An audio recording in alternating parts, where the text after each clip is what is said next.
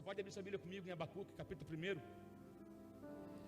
E eu quero primeiro declarar que nós estamos vivendo o melhor tempo para vermos o agir de Deus.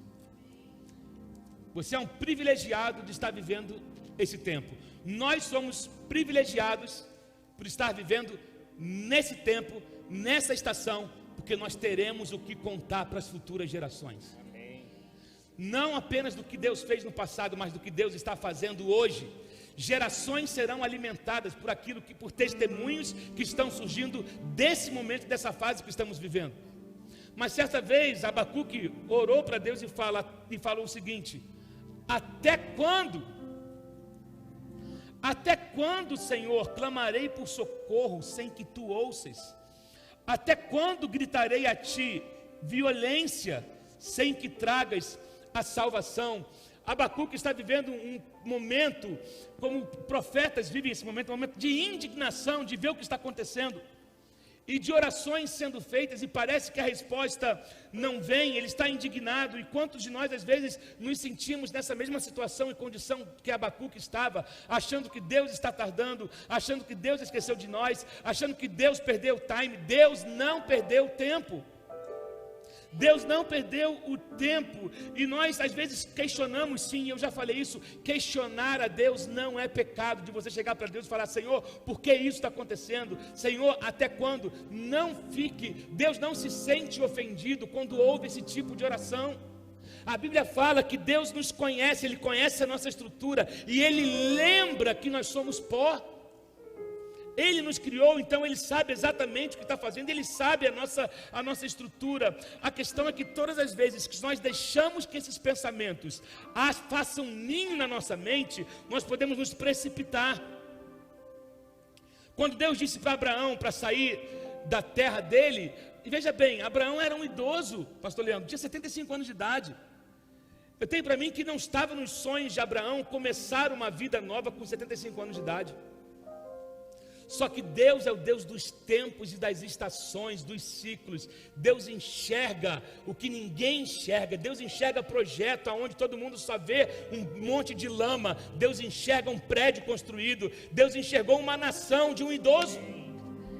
Deus enxergou uma nação de 2 idosos estéreis ainda por cima. E Deus disse: uau, se eles pudessem ver o que eu vou fazer a partir deles. Sabe? Deus, quando fala com Abraão sobre a questão da posteridade dele, foi isso que fez com que Abraão se movimentasse para sair do lugar que era familiar. Então, querido, na verdade o que nós precisamos é ser alimentado pela esperança que Deus nos dá, e não pela desesperança do hoje. Amém? Amém? Eu quero repetir essa frase para você. Quando você é alimentado pela esperança em Deus e não pela desesperança do agora, isso faz toda a diferença na nossa vida. Sabe, nós não precisamos dar um jeitinho para Deus se antecipar. Deus vai fazer tudo acontecer no tempo dele. Como foi dito um pouco nessa manhã, o livro de Eclesiastes vai dizer que Deus faz tudo belo no seu tempo. Não é na minha pilha, não é na minha pressão. Deus não vai ceder às nossas pressões. Eu sempre digo isso, que Deus não entra na nossa pilha, e nós não precisamos arrumar jeitinho, como Sara arrumou um jeitinho para querer antecipar o processo de Deus. Às vezes é isso, quando a gente acha que Deus está demorando, a gente quer dar um jeitinho para que a coisa aconteça mais rápido. Só que esse é o tempo de nós descansarmos e aguardarmos o livramento que o Senhor irá fazer. Esse é o tempo de nós contemplarmos coisas que nunca havíamos contemplado antes. A questão é que quando a gente se precipita, a gente arruma problema. Sara se precipitou e ela gerou um problema entre Ismael e Isaac. Problema esse que perdura até o dia de hoje, fruto de uma precipitação. Marta e Maria também acharam que Jesus tinha demorado. Acharam que Jesus tinha falhado com elas quando Lázaro morreu. Lembra quando Jesus chega em Betânia e Marta vai ao encontro dele? Maria está tão indignada que nem sair de casa ela sai. Mas Marta vai e pela intimidade que eles tinham, ela fala, pois é, se o Senhor tivesse chegado na hora certa, isso é, se o Senhor tivesse chegado dentro da minha lógica, dentro do meu tempo, eu não estaria sofrendo agora do jeito que eu estou. O Senhor falhou com a gente. E Jesus dá uma resposta: Marta, Marta, você acha que me conhece, mas você não me conhece totalmente.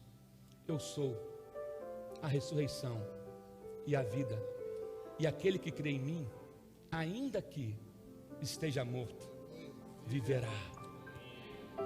Cara, essa para mim foi uma lavada, pense em alguém que tirou uma onda, foi Jesus nesse dia. Porque Marta chegou cheia de intimidade. Ela sabia que Jesus tinha poder, porque ela tinha testemunho para contar. E ela sabia que Jesus iria suportar, e ela entendia que Jesus iria... Ela tinha fé para o futuro, tinha fé para o passado, ela só não tinha fé para o presente. Tem muita gente que está dizendo, está com o discurso, vai passar.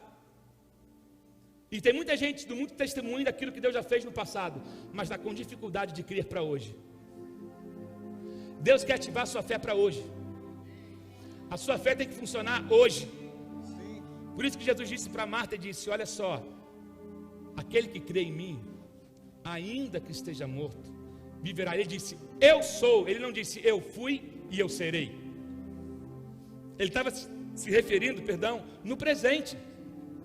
Eu sou a ressurreição e a vida. Eu não cheguei no seu tempo, Marta, porque eu não queria curar um doente. Eu cheguei no meu tempo para ressuscitar um morto. Eu cheguei no meu tempo e eu deixei o quarto dia, porque se eu chegasse no terceiro dia dele morto, na lei, pela tradição judaica, daí eu dizer que Lázaro estava só dormindo. No quarto dia não tinha mais jeito. Então eu cheguei para confundir tudo e todos.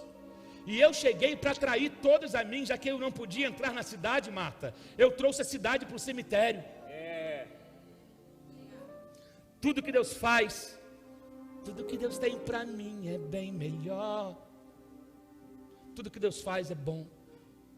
Tudo que Deus faz é no tempo dele, o tempo dele é perfeito, a palavra dele é poder. Deus não falhou com a gente. Deus não está tardando, Deus está no processo. Deus está nos fortalecendo, Deus está nos curando, Deus está nos desintoxicando de uma vida tóxica. Sabe? É como se Deus tivesse nos colocado numa máquina de lavar para tirar de nós todas as impurezas. Estamos sacudindo, sabe aquela máquina que roda tudo? Mas quando você sair, haverá uma limpeza, haverá uma clareza, a água cristalina, você vai voltar a enxergar os seus pés novamente. Você vai voltar, sua visão está sendo limpa agora, está passando por um processo de limpeza. Oh meu Deus, aleluia, oh Jesus. Quando você acha que Deus está demorando, você acaba morrendo. Quando você acha que Deus está demorando, você pode matar a sua fé. Você acaba matando sua fé, matando a sua esperança, matando os seus sonhos. Sabe, quando os discípulos acharam que Jesus tinha falhado na cruz, eles fugiram, eles foram embora, eles não conseguiam ter esperança. Isso eu fico indignado com algo na Bíblia. É que quando Jesus ressuscita, não tinha um discípulo esperando. Você já parou para isso? Imagina, você andou com Jesus 3 anos, ele falando, ele começou a desenrolar o plano. Olha, é necessário que o Filho do Homem seja sepultado, fique 3 dias, mas no terceiro dia ele há de ressuscitar. Cara, e no dia da parada acontecer, não tinha ninguém esperando ele ressuscitar. Por quê? Estavam decepcionados, não criam para o momento, achavam que aquilo era algo tão distante. Mas as mulheres foram corajosas. A gente tem que aprender com as mulheres, né? Uma igreja sem mulher fecha. A gente só tem um homem aqui, ó, a pastora Solange estava aqui de manhã, mas é ou não é? Igreja sem a força da mulher, sem a força feminina, ela não sobrevive. Querido, não estou aqui, a igreja é do Senhor, claro, eu estou dizendo no dia a dia, no braçal ali, de fazer acontecer. Nós somos agraciados, porque temos mulheres guerreiras e valentes nesse lugar. E eu honro a vida das pastoras, das líderes aqui, das mulheres que estão aqui. E assim, uma mulher que era rejeitada, que teve o privilégio de pregar o primeiro sermão da ressurreição, esse privilégio não foi de um homem, esse privilégio foi de uma mulher que decidiu ir ao túmulo, mesmo com medo, no domingo de manhã, para levar especiarias. E quando chegou lá, ela ouviu: por que procura dentre os mortos aquele que está vivo? Corre depressa, avisa aos discípulos que eu vou aparecer para eles. E fala principalmente com Pedro, que eu sei que ele está detonado. Jesus é maravilhoso. Agora, essa geração, ela acusa Deus, a geração de Abacuque acusa Deus pela demora. Mas, na verdade, Deus estava ensinando o povo a confiar completamente nele. E eu acho que essa é a mesma lição que Deus está nos dando hoje. Vocês precisam aprender a confiar, na verdade, voltar a confiar totalmente em mim. Vários homens de Deus passaram por lutas e por crises na Bíblia. Daniel, quando ficou sabendo que algo estava vindo contra ele de maneira forte, que uma conspiração foi armada contra ele, Daniel não ficou murmurando, pelo contrário, ele se posicionou e ele continuava orando. Ele desenvolvia sua vida de oração. Talvez pareça que está demorando, mas eu quero que você entenda que Deus, que o tempo de Deus, ele é perfeito. Daniel orou, mas enquanto esperava a resposta, ele jejuou. Só que eu não vejo Daniel reclamando e murmurando. Eu não vejo Sadraque, Mesaque e Abednego murmurando por causa da fornalha. E Deus os preservou, assim como preservou Daniel na cova dos leões. E a crise, olha que interessante isso, a crise que se estabeleceu contra Daniel, para Daniel não foi surpresa, não alterou a rotina de Daniel. Nesse momento, quem tinha vida de relacionamento, de devocional com Deus, está conseguindo suportar. Mas aquele que não tinha vida com Deus, ele está desesperado, está buscando agora. Glória a Deus que você está despertando. E eu acho que é para isso que esse tempo está servindo, para trazer um despertamento. Mas aqueles que já tinham um relacionamento com Deus, ele apenas continua fazendo o que ele fazia sempre. Ele continua orando, ele continua crendo, ele continua esperando, ele continua aguardando. E ele sabe que Deus está no controle. Não é leão que vai devorar você. Você não é comida de leão. Você não é lenha para fogo. Aleluia. Meu Deus. Interessante aqui. Falando de novo dos discípulos, eles perderam uma grande oportunidade, porque não estavam no jardim esperando. Né?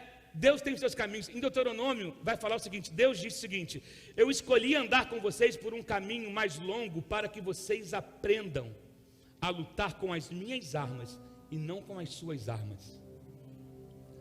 Deus quer te ensinar a confiar completamente nele. As armas que a igreja precisa, ele já nos deu, querido. Você não precisa de arma nova. As nossas armas são poderosas em Deus para destruir fortalezas. As armas da igreja: oração, jejum, leitura da palavra, adoração, meditação. Essas são nossas armas. Louvor. A Bíblia fala que nós devemos oferecer ao Senhor em todo o tempo um sacrifício de louvor. O que é um sacrifício de louvor? Fruto dos lábios que confessam o seu nome. Deixa eu falar uma coisa: só porque você não está vendo, não significa que Deus não está fazendo. Se você acha que Deus está demorando, olhe para a sua fé e não para a promessa. Quando você acha que Deus está falhando, você precisa olhar para a sua fé e não para o milagre que você quer. Agora, interessante é que Abacuque faz uma escolha. No capítulo 2, no verso 1, ele vai dizer o seguinte: ficarei no meu posto de sentinela e tomarei posição sobre a muralha e aguardarei para ver o que o Senhor me dirá e que resposta terei à minha queixa. Abacuque faz uma escolha. Ele decide ficar na sua posição. Ele decide aguardar o Senhor. Eu quero que você entenda o seguinte: a resposta sempre vem. Amém? No versículo 4, a partir do verso 2, você pode ver que o Senhor responde ele. E Deus manda ele escrever a visão. E aí, eu quero te perguntar, você está escrevendo o que Deus está falando com você nesse tempo? Eu falei há pouco tempo com alguém, não sei se foi com o pastor Cássio, com alguém, sempre fique com um blocozinho do seu lado, um bloco de papel. Ou até com seu telefone, porque toda vez que eu leio um livro e leio com um caderno do lado com a Bíblia, porque eu escrevo no caderno frases que me marcaram daquele livro e os meus comentários. Então tem alguns rascunhos de livros que eu li, e quando você escreve, você vai trazendo conhecimento para dentro de você. Entende? Escreva o que Deus está te falando nesses dias, porque tempo você tem agora, meu irmão. Em vez de você ficar só vendo o Instagram. Gente, às vezes as notícias, eu vi agora um post me mostrado, as notícias são mais contagiosas do que esse vírus. As más notícias são mais contagiosas do que o vírus que você está com medo. E como tem gente portador de má notícia. Mas a Bíblia fala que quão formoso são os pés daqueles que anunciam as boas novas. Seja um portador de boa nova. Sabe, você precisa crer que Deus está trabalhando em teu favor, porque Ele é fiel. Lá em João capítulo 6, Jesus estava trazendo um sermão difícil, um sermão duro de ser pregado, um sermão que não era popular, de maneira que algumas pessoas desistiram de seguir Jesus porque ouviram aquele sermão. Um sermão duro, um sermão de confronto, um sermão de Jesus falando: vocês só estão me seguindo por causa do pão e vinho, por causa do lanche que tem no final do culto? Vocês têm que lutar pelo pão da vida eterna. Quem é esse pão? Eu sou o pão da vida. Jesus começa a pregar uma palavra de confronto, de maneira que a galera começa a ir embora, pegar sua bolsa. O sermão está pesado, o sermão está duro, o sermão está rígido, não está falando sobre vitória, sobre conquista, sobre prosperidade. Eu vou embora. E aí os discípulos chegam para querer, dar uma ideia em Jesus: Senhor, troca o sermão aí, porque a congregação está ficando vazia. O povo está indo embora. E Jesus pergunta: e vocês não vão também não? Eu não vou mudar o meu sermão para agradar uma plateia. Eu vim com um propósito.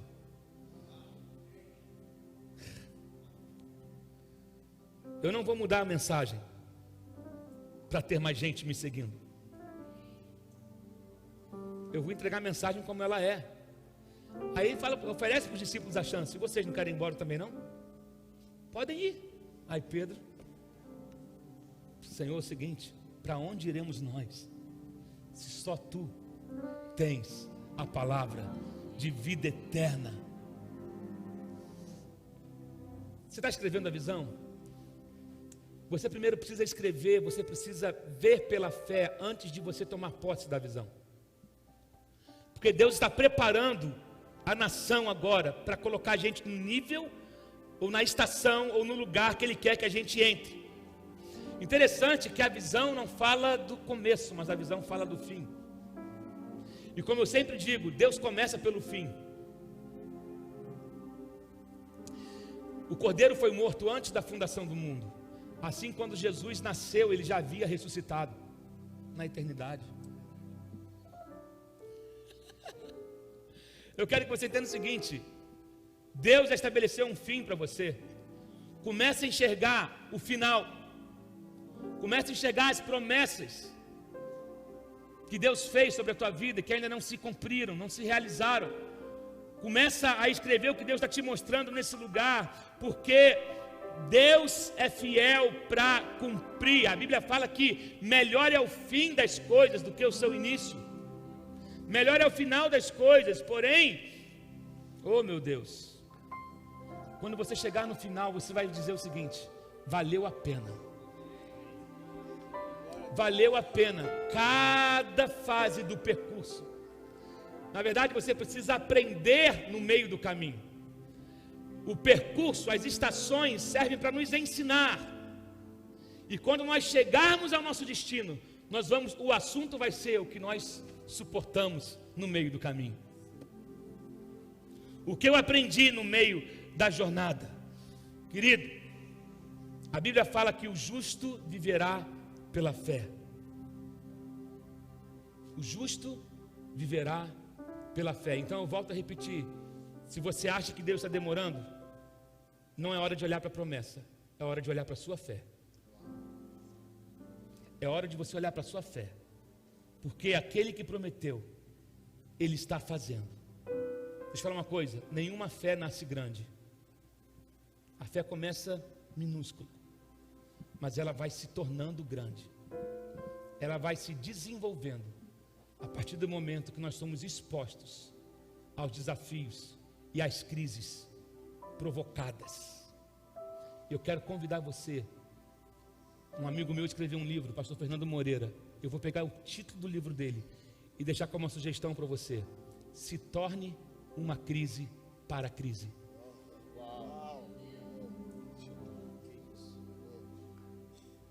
Ei, eu quero convidar você: se torne uma crise para a crise.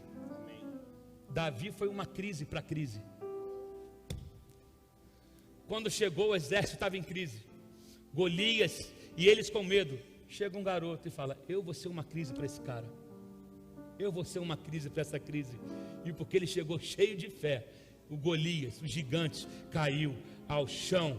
Deixa eu falar uma coisa: só perde quem para. Só perde quem para. Se você tem uma palavra de Deus, continue. Se você tem um coração em chamas por Deus, continue crendo, continue adorando, continue lendo, continue meditando na palavra. A Bíblia vai dizer, 2 Coríntios 5,7, você conhece que nós não andamos por vista, mas nós andamos pelo que cremos. Salmo 121 vai dizer: não dorme aquele que te guarda, aquele que fez a promessa, Ele está fazendo. Salmo 21 é um salmo maravilhoso. Eu levo os meus olhos para o monte e pergunto: de onde me virá o socorro? O meu socorro vem do Senhor, que fez os céus e a terra. Ele é a nossa garantia, sabe? Ele é a nossa garantia. E depois, no final do livro de Abacuque, ele mesmo vai dizer a questão seguinte: ok, Deus, entendi, e eu vou continuar confiando no Senhor, ainda que as coisas não aconteçam como eu planejei. Todavia, eu me alegrarei no Senhor. Ainda que a figueira não floresça, ainda que não haja gado nos campos, ainda que não haja mantimento nos celeiros, ainda que haja uma crise, ainda que aconteça o pior que possa acontecer, todavia, eu me alegrarei e eu exultarei no Deus da minha salvação. Foi para um momento como esse que você está na terra. Nós estamos hoje aqui reunidos em nome daquele que entregou a sua vida por nós, aquele que foi o Cristo, o Cordeiro de Deus, que tira o pecado do mundo. É nele que a nossa confiança está depositada. É nele que a nossa fé está alicerçada, pelo que não temeremos. Não temeremos, ainda que a terra se abale, ainda que os montes sejam lançados no fundo dos oceanos. Há um Deus que zela pelo seu povo. Há um Deus que nos mantém escondido. Há um Deus que nos sustenta pela mão. Há um Deus que chega para nós e diga: crê somente, não temas. Crê somente, não temas. Eu quero liberar essa palavra para você. Creia somente, não temas. Deus não falhou com você. Deus não se esqueceu de você. Deus não tardou. Deus não mentiu ao seu respeito. Mas Ele está fazendo uma obra que você jamais imaginou. Deus está construindo algo na sua vida, na sua casa. Deus está restaurando valores que foram perdidos. Deus fez com que tudo que era superficial fosse tirado, para que nós ficássemos com o que é essencial. Questão de sobrevivência é uma vida de intimidade com Deus e relacionamento com Ele. Deus é bom em todo o tempo. Deus é bom. Deus não se acovarda. Deus não foge das nossas guerras. Deixa eu falar uma coisa: é impossível perder uma batalha onde Deus está presente. Sairemos dessa fortalecidos, mas quebrantados, forjados, experientes, amadurecidos, porque o Senhor está nos forjando nessa estação, mas ela tem um tempo e já vai passar.